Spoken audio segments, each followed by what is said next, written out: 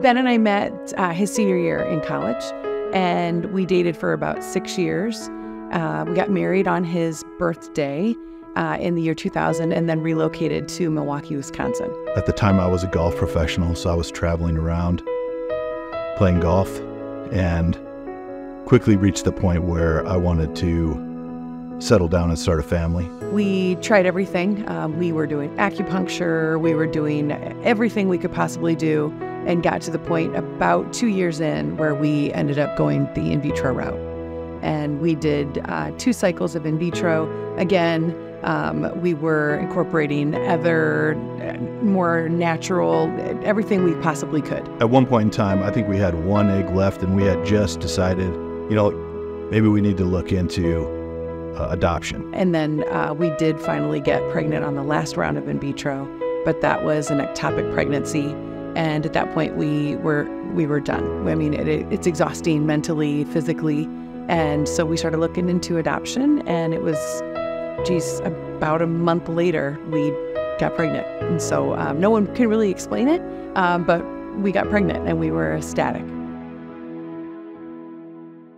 Mara was born on November 4th of 2004. Everything was great with her. We were the happiest family.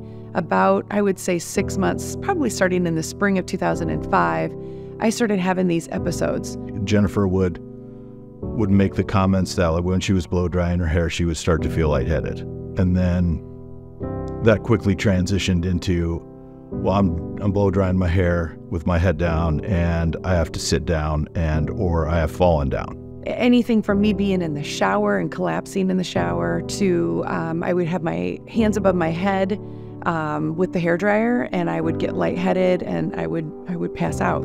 And Ben would find me.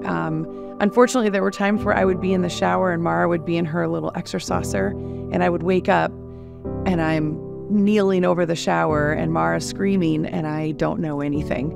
That happens a couple of times, so we go see the doctor. We were guided to go straight in and get some major tests done that would be surgically implanting with a recorder. And we were both, Ben and I were like, well, this is crazy. This has got to just be something. I don't drink a lot, so I was thinking it had to do with dehydration. So we went the easier route, and we went and saw an electrophysiologist. They fit her for all kinds of exterior monitoring devices, none of which are able to ever catch the next episode. I ended up having heart block with Ben in the car, and that led to, okay, we need to do something serious. So they implanted me surgically. Had I done that originally, we probably wouldn't have had to suffer as much as we did, but I got that. And I think at one time they said I held the record because I was implanted, and the next day in the shower, had a spell, had hit the tub, and Ben came running. We went straight to the emergency room. So I took her in, and they said they downloaded everything that was on there, and they said, here's the deal. She flatlined for 23, 27 seconds, and you can see right on there the spike from where her head hits the side of the tub. And here's our option. This is what we're going to do. I mean, you don't really have a whole lot of options, but this is what we recommend, and this is what we are going to do, and we're going to do it right now.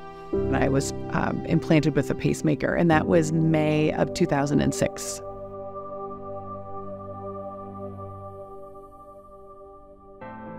My message is be proactive and don't be afraid, because I think, and Ben would probably admit to it too, we were scared. So we're just going to follow the doctors.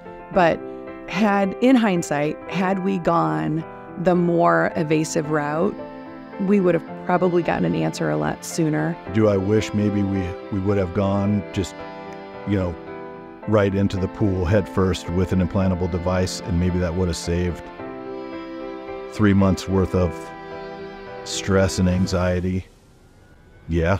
Had I gone the route that we didn't want to first, I think that would have eliminated it. So yeah, be proactive, do your research, trust your doctors. Fortunately for us, it was a series of replacing shower curtains and shower rods for the most part, and then a very short stint in the hospital when the device was implanted, and then, you know, like the next day, it was a full-on pacemaker, and it's